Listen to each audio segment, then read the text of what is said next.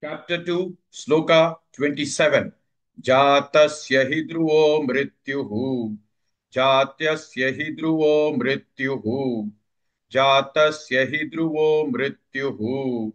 Dhruvang janma mritasya cha. Dhruvang janma mritasya cha. Dhruvang janma mritasya cha. Jatasya hi dhruvo mrityuhu. Dhruvang janma mritasya cha.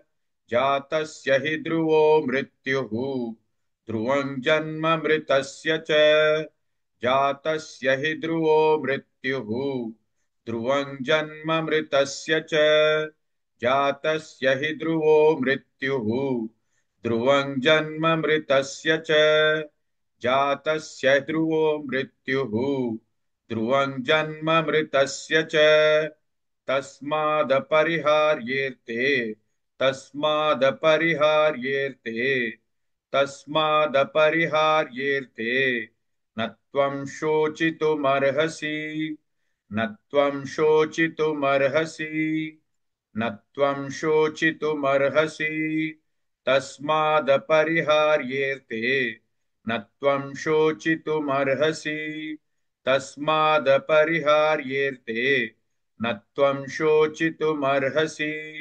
तस्मादपरिहार्येते न त्वं शोचितुमर्हसि तस्मादपरिहार्येते न त्वं शोचितुमर्हसि तस्मादपरिहार्येते न त्वं शोचितुमर्हसि जातस्य हि ध्रुवो मृत्युः ध्रुवं जन्म मृतस्य च तस्मादपरिहार्येते न त्वं शोचितुमर्हसि.